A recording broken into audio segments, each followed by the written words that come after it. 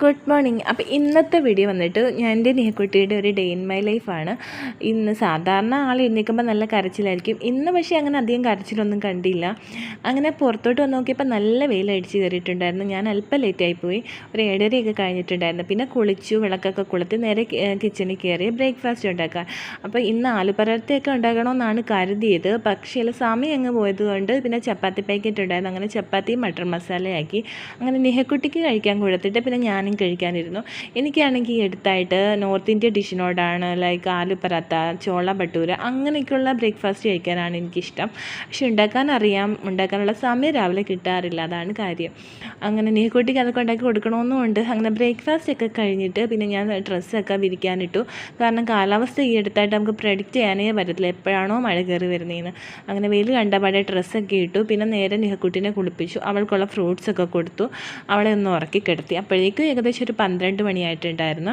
സത്യം പറയല്ല, കുട്ടി ഉണ്ടായതിന് ശേഷം ദിവസം ഏതാ സമയം ഒന്നും അറിയാനേ പറ്റുന്നില്ല. ഒന്നിന് പുറകെ ഒന്നായിട്ട് ഇങ്ങനെ ജോലി വന്നുകൊണ്ടേ ഇരിക്കുകയാണ്. അങ്ങനെ പിന്നെ ലഞ്ചിന് എന്തുണ്ടാക്കുന്നുള്ള ചിന്തയായി. സത്യം പറഞ്ഞാൽ കുട്ടിക്ക് ഈ അടുത്തായിട്ട് ലഞ്ചിനോട് വലിയ താല്പര്യമേ ഇല്ല. ആൾക്ക് കഞ്ഞിയൊക്കെയാണ് ആ സമയത്ത് കഴിക്കാൻ ആഗ്രഹം.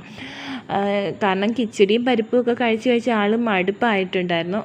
അങ്ങനെ ഇന്നപ്പോഴാണ് ഞാൻ കരുതിയത് കുറച്ച് മുരിങ്ങയില പൊട്ടിച്ച്, പണ്ട് എനിക്ക് ഈ ഒരു ഐറ്റത്തിനോടാണ് കൂടുതലും താല്പര്യം. ഇങ്ങനെ കറി പോലെയൊക്കെ ആക്കിയിട്ട് അതും കൂട്ടി ചോറ് കഴിക്കാൻ ഭയങ്കര ഇഷ്ടമായിരുന്നു.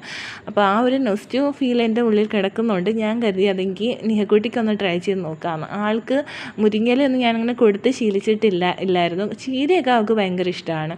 അങ്ങനെ മുരിങ്ങയില പൊട്ടിച്ചു, അത് കറിയാക്കി ഉപ്പേരിയാക്കി. അപ്പോഴത്തേക്ക് മീൻ കിട്ടിയിട്ടുണ്ടായിരുന്നു. അങ്ങനെ മീൻ കറിയാക്കി കുറച്ചെടുത്ത് അവൾക്ക് കറിയോട് താല്പര്യമില്ല. അങ്ങനെ അവൾക്ക് വേണ്ടിയിട്ട് ഫ്രൈ ആക്കി. അങ്ങനെ ഞങ്ങൾ രണ്ടാളും കൂടി ചോറ് കഴിക്കാനിരുന്നു. സത്യം പറയാലോ, പണ്ട് എനിക്ക് ഏറ്റവും ഫേവറേറ്റ് ആയിട്ടുള്ളൊരു ഐറ്റമായിരുന്നു ഈ മുരിങ്ങയില കറി. ഇപ്പോൾ കഴിച്ചിട്ട് കുറേ നാളായി. ഇതെല്ലാം കൂടി കൂട്ടി കഴിച്ചപ്പം ആ പണ്ടത്തെ അതേ രുചി ഇങ്ങനെ വരുന്നുണ്ടായിരുന്നു. നല്ല ടേസ്റ്റായിരുന്നു ഇതെല്ലാം കൂടി കൂട്ടി കഴിക്കാൻ. നിഹക്കുട്ടിക്കും നല്ല ഇഷ്ടമായിട്ടുണ്ടായിരുന്നു. അപ്പോൾ ഇന്നത്തെ വീഡിയോ ഇത്രയേ ഉള്ളൂ. വീഡിയോ കണ്ടിട്ടില്ലാരും ഒന്ന് സപ്പോർട്ട് ചെയ്യണം.